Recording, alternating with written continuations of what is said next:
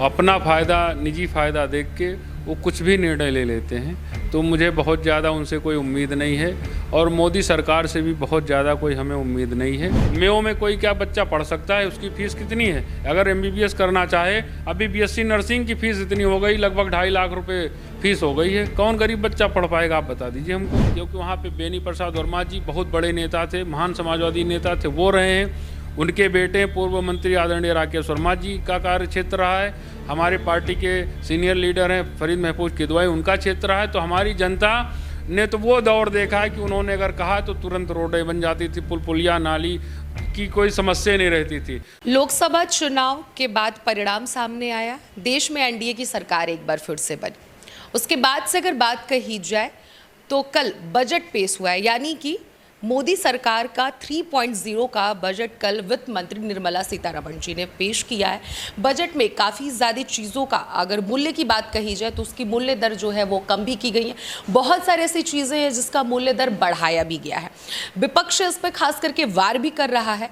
राज्यों की बात कही जाए तो बिहार और आंध्र प्रदेश राज्य को इस बार मोदी सरकार ने अपनी मेहरबानी ज़्यादा जताई है। दोनों ही राज्यों को 1000 करोड़ रुपयों का सौगात मिला है। 58 कुछ करोड़ रुपए को बिहार को मिला है सौगात, तो वहीं 15,000 करोड़ रुपए आंध्र प्रदेश को मोदी सरकार में मिला है। फिर से इन सभी मुद्दों पर हमारे साथ बातचीत करने के लिए जैतपुर से विधायक यानी कि गौरव कुमार रावत जी मौजूद हैं। इनसे इन सभी सिलसिले पे बातचीत करेंगे कि इनकी क्या ओपिनियन है। सबसे पहले आपको बता दें, समाजवादी पार्टी से ये विधायक हैं। TV 24 पर आपका स्वागत है सर। बहुत बहुत धन्यवाद, आपको बधाई। कल बजट पेश हुआ है। बजट जो पेश हुआ है, आपको भी पता है क्या कुछ की कीमत बढ़ाई गई है, जैसे कि प्लास्टिक के आइटम अब महंगे होंगे, इलेक्ट्रॉनिक सामान सस्ते हो गए हैं, महिलाओं को सौगात निर्मला जी ने दिया है, सोने चांदी की चीज़ें सस्ती हुई हैं। आपका क्या ओपिनियन है कल के बजट को लेकर? देखिए, आम तौर पे मैं ऐसी पार्टी से बिलोंग करता हूं कि हमारी पार्टी का और हमारे नेता का हमेशा उद्देश्य रहता है कि हम लोग कैसे जनता की मूलभूत व्यवस्थाओं के जो उनकी समस्या हैं उनको कैसे दूर किया जाए। रही बात भारतीय जनता पार्टी की, उनके आपने 2 कार्यकाल देखे हैं, ये तीसरा कार्यकाल है मोदी सरकार का। तो मुझे बहुत ज़्यादा इनके ना बजट से उम्मीद है और ना इनके किए गए वादों से उम्मीद है, क्योंकि उन्होंने अपने तमाम बातों के जो उन्होंने वादे किए थे उनको उन्होंने जुमला कह दिया। तमाम चीज़ों को उन्होंने जनता से वादा करके उनको जनता को धोखा देने का काम किया। रही बात उनकी मजबूरी ये है, अगर उनको मदद नहीं पहुंचाएंगे, चाहे नीतीश जी हों और चाहे चंद्रबाबू नायडू साहब हों, दोनों लोग अपने अपने प्रदेश में उन्होंने अपनी जो मांगें रखी हैं अगर नहीं करते तो शायद मोदी साहब की सरकार जो है, जो तीसरी बार वो प्रधानमंत्री बने हमारे देश के, शायद हो सकता वो अपने जो उनकी जो विचारधारा जो वो चाहते हैं कि वो कुछ फिर से जनता के बीच में अपनी जो पार्टी को कैसे मजबूत करें, शायद उसी के रास्ते में जो ये 2 नेता हैं देश के, उनकी मदद कर रहे हैं। लेकिन हमें उम्मीद है कि कुछ दिन जो बीते, देखो होता क्या है, क्योंकि हमें दोनों नेता जो हैं देश के, जो मोदी सरकार को समर्थन दे रहे हैं, मुझे उम्मीद है कि एक न एक दिन ऐसा आने वाला है कि जो नीतीश जी की जो हमेशा से कार्यशैली रही वो दोबारा वो पुनरावृत्ति को दोहराएंगे। नीतीश जी तो भरी सभा में उन्होंने ये भी बोला है कि आपका स्वागत है, आप बिल्कुल टेंशन मत लीजिए, हम आपके साथ हैं। इस बार उन्होंने पूरा वादा किया है मोदी जी से, फिर भी आप ये बात कह रहे हैं, क्या सोचकर? नीतीश जी के बारे में जहाँ तक मैंने देखा है, वो उनको तमाम लोग उनको पलटू चाचा भी कहते हैं और उनका जहाँ पे फ़ायदा होता है वो अपना फ़ायदा, निजी फ़ायदा देख के वो कुछ भी निर्णय ले लेते हैं। तो मुझे बहुत ज़्यादा उनसे कोई उम्मीद नहीं है और मोदी सरकार से भी बहुत ज़्यादा कोई हमें उम्मीद नहीं है। अब की बार मोदी सरकार इसलिए शायद मुद्दों पे बात करने के लिए मजबूर हो गई क्योंकि विपक्ष अब की बार बहुत मजबूत है और हमारी पार्टी भी इंडिया में, जो भारतीय जनता पार्टी कहती थी विश्व की मैं सबसे बड़ी पार्टी हूं, उनको भी आईना दिखाने का काम आदरणीय अखिलेश यादव जी के नेतृत्व में इंडिया गठबंधन ने अब की बार दिखाया है। और अब की बार सरकार को जो वादा करेंगे उनको मजबूरी में ही भले शायद उनको करना पड़ेगा, नहीं करेंगे तो उनको जनता अब की बार इससे भी बुरा रिजल्ट देने वाली है। और आने वाला वक्त समाजवादियों का, इंडिया गठबंधन का आने वाला है। शिक्षा पे हम सवाल करना चाहते हैं। शिक्षा को लेकर लगातार परीक्षा भी लीक हो रहा है, नीट परीक्षा भी अभी काफ़ी ज़्यादा गरमाया हुआ था। हालांकि सुप्रीम कोर्ट ने उस पर फैसला सुना दिया है, दोबारा से परीक्षा नहीं होगा। लेकिन जो कल बजट पेश हुआ है उसमें निर्मला सीतारमण जी की बात कही जाए तो शिक्षा, युवाओं पे, महिलाओं पे और ख़ास करके उन्होंने इन सारे मुद्दों पर ज़्यादातर बातचीत कही है। शिक्षा को लेकर जो बजट कल पेश हुआ है उसमें ये है कि हर साल पूरे देश में 20 लाख युवाओं को इंटर्नशिप मिलेगा, साथ ही साथ उन्हें एजुकेशन लोन मिलेगा जिसका 3% ब्याज देश की सरकार करेगी। क्या लग रहा है आपको युवाओं को लेकर और शिक्षा को लेकर? मैं सबसे पहले अगर एग्ज़ाम की बात की जाए तो आप बता दीजिए, जब से उत्तर प्रदेश में मैं देख रहा हूँ, जब से भारतीय जनता पार्टी की सरकार बनी, शायद 11 या 12 बार पेपर लीक हो चुका है। और अभी जो नीट का एग्ज़ाम हुआ था वो तो देश का बहुत बड़ा एग्ज़ाम होता, परीक्षा होती है, और ऐसी संस्थाओं को क्यों व्यवस्था अरेंज करने के लिए दिया जाता है जिसमें बार बार ये पुनरावृत्ति होती कि आपका पेपर लीक हो जा रहा है, ये तमाम चीज़ें।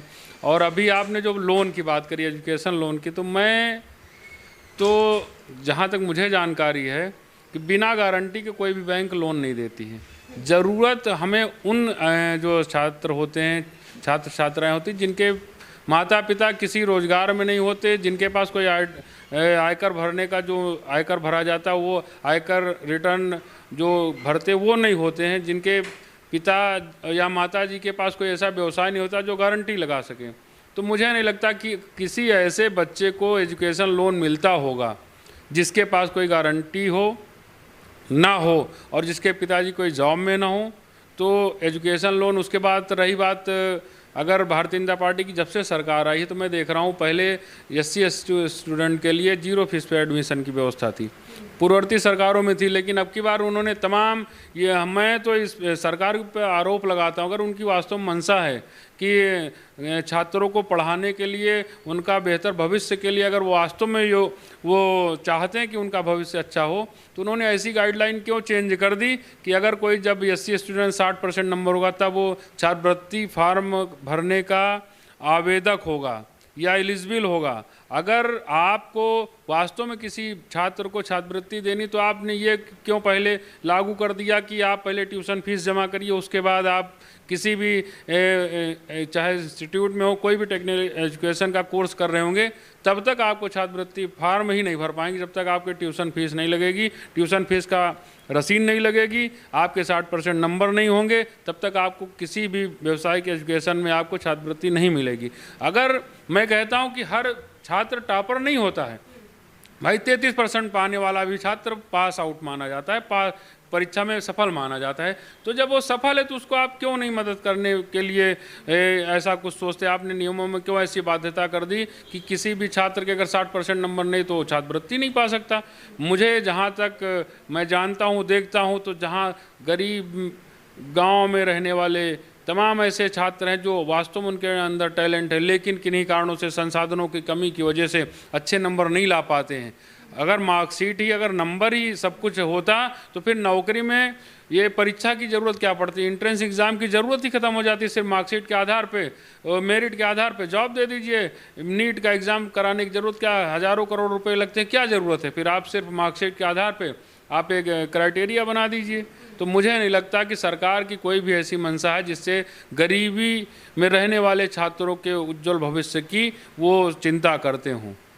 तो मतलब कि जो बजट पेश हुआ है, जो मुद्दे उन लोगों ने जिस पे खास करके फोकस किया, आपको नहीं लगता कि वो सफलतापूर्वक सफल हो पाएगा? जैसा अभी अपने एजुकेशन को लेकर कहा बात, इसलिए मैं तथ्यों के आधार पर कह रहा हूँ। आप एक बात बता दीजिए, क्या भारतीय जनता पार्टी की सरकार ने उत्तर प्रदेश में कोई नया विश्वविद्यालय बनाया है सरकारी? वो तो प्राइवेट पीपी मॉडल के कॉलेजों को, विश्वविद्यालयों को कहते हो मेरा है, सरकार की उपलब्धि है। आप बता दी किसी भी जो प्राइवेट यूनिवर्सिटीज़ हैं उसमें फ़ीस कितनी है? अगर सरकार की मंशा अगर अच्छी होती तो वो इंस्टीट्यूशन की बात क्यों नहीं करती है?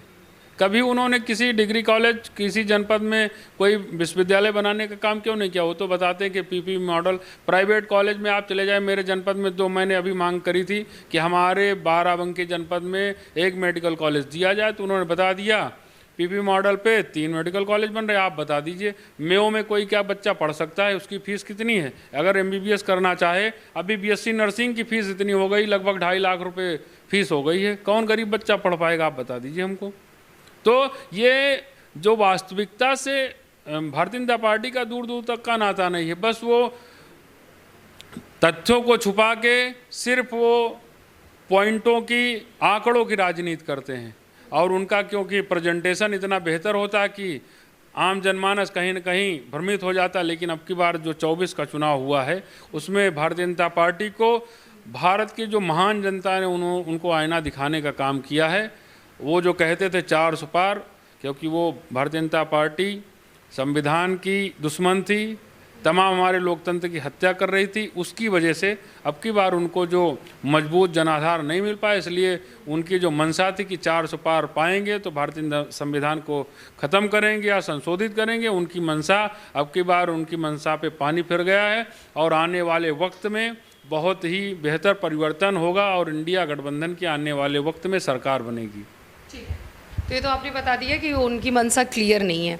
आपसे जानना चाहूँगी, 2 बार से लगातार विधायक रहते हुए आ रहे हैं, क्या कुछ विकास आपने किए? आप ही की ज़ुबानी जानना चाहूँगी, और आगे की और क्या प्लानिंग है? देखिए, मैं विधायक हूँ। पहली बार जब मैं विधायक बना तो उस टाइम 2019 का मैं उपचुनाव जीता था। उसमें 24 अक्टूबर 2019 को मैं विधायक बना और 22 मार्च 2020 से कोरोना आ गया। तो आम तौर पे भारतीय जनता पार्टी की जब से सरकार बनी है तो खास करके विपक्ष के जितने भी विधायक होते हैं उनके विकास कार्यों में भेदभाव किया जाता है। अगर मैंने कोई प्रस्ताव दिया तो उस पर कार्य नहीं होता है। अगर आप लोग कई अधिकारियों से मिलते होंगे तो अधिकारी अपनी पीड़ा को बताते हैं कि सरकार का निर्देश है कि जो विपक्ष के विधायक, उनके किसी भी प्रस्ताव को शामिल नहीं किया जाएगा। लेकिन अब की बार क्योंकि फिर दोबारा 22 का चुनाव हुआ, हमें उम्मीद थी कि सरकार बनेगी, हमारी नहीं बन पाई समाजवादी पार्टी की सरकार। अब की बार हमारे मेन जो काम थे, हमारी जो क्षेत्र जैतपुर विधानसभा के मेन समस्याएं थी, कुछ जो प्रमुख रोडें थी, उनको PMGSY में बड़ी प्रशासनिक लड़ाइयों और तमाम जो बाध्यताएं उनको लड़ने के बाद हमको सफलता मिली। और हमारे क्षेत्र में जो प्रमुख रोडें हैं PMGSY से हुई हैं। और कुछ हमारी जो मांग थी कि सरकार हमारे यहाँ बिजली व्यवस्था को सुधारेगी, क्योंकि निधि से आप कोई काम इस तरह नहीं कर सकते, बड़ा काम, ना कोई बड़ी रोड बना सकते हो, ना कोई बड़ा पावर हाउस लगा सकते हो, और ना ही आप पूरे क्षेत्र के आप जो जर्जर तार उनको बदल सकते हो, ना आपका जो क्षमता वृद्धि बढ़ा सकते हो। हमारा जो निधि से, क्योंकि निधि बहुत छोटी अमाउंट होता है और विधायक निधि से बहुत अगर आप काम करवाएंगे, हर ग्राम पंचायत में तमाम छोटे छोटे रास्ते बना सकते हो। तो मैंने कोशिश करी कि जो छोटे छोटे रास्ते हैं, हर ब्लॉक में, हमारे विधानसभा में 4 ब्लॉक आते हैं, बंकी, मसौली, सिद्धौर, हरक, तो उसमें मैंने बेहतर काम करने की जो हमारी जनता ने हमसे उम्मीद करी थी, मैं करता हूँ और बेहतर वातावरण दूँ। हमारे जो समाजवादी साथी हैं, जो हमारे क्षेत्र की सम्मानित जनता है, उन्होंने हमको दोबारा मौका दिया है। मैं उनके सुख दुख में शामिल होता हूँ, जितना हो सकता है उनके विकास के कार्य जो उनके द्वारा सुझाव दिए जाते हैं उसमें किया जाता है। लेकिन जितना होना चाहिए उतना इसलिए नहीं हो पाता क्योंकि सरकार हमारी नहीं है। और ख़ास करके हमारा क्षेत्र ऐसा है क्योंकि वहाँ पे बेनी प्रसाद वर्मा जी बहुत बड़े नेता थे, महान समाजवादी नेता थे, वो रहे हैं। उनके बेटे पूर्व मंत्री आदरणीय राकेश वर्मा जी का कार्य क्षेत्र रहा है। हमारे पार्टी के सीनियर लीडर हैं फरीद महफूज किदवाई, उनका क्षेत्र रहा है। तो हमारी जनता ने तो वो दौर देखा है कि उन्होंने अगर कहा तो तुरंत रोडें बन जाती थी, पुल पुलिया नाली की कोई समस्या नहीं रहती थी। तो उस आधार पे हमारे क्षेत्र में अभी बहुत कुछ काम होना बाकी है और हमें उम्मीद है कि जब आने वाला वक्त समाजवादियों का होगा तो जो तमाम समस्याएं हमारे क्षेत्र की अभी हैं उनको हम दूर करने में हमारे नेता आदरणीय अखिलेश यादव जी और तमाम हमारे जो ज़िले के नेता उनके माध्यम से हम अपने क्षेत्र की तमाम समस्याओं को दूर करने का काम करेंगे। और जब तक सरकार नहीं है तब तक जो हमारे पास सीमित संसाधन है उससे मैं बेहतर करने का काम कर रहा हूँ।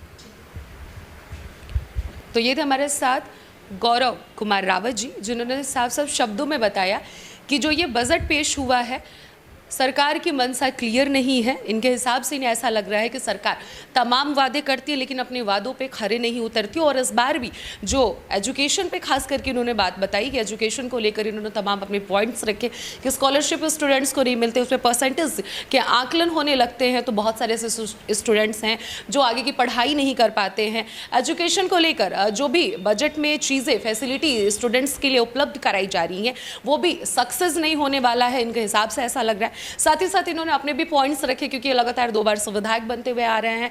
जैतपुर से इन्होंने अपनी बातें रखी कि क्या कुछ इनका विचार है। हर ब्लॉक में अपनी अपनी निधि से जो विधायक निधि होता है उसमें छोटा अमाउंट होता है, छोटे अमाउंट से ये बड़ा कार्य करने की कोशिश लगातार करते हुए आ रहे हैं और आगे भी इनका प्रयास है कि और भी जितनी सारी समस्याएं हैं उसको दूर करने में ये पूरी तरीके से सक्षम हो सके। कैमरा पर्सन राकेश के साथ अनन्या मिश्रा, TV 24 बाराबंकी।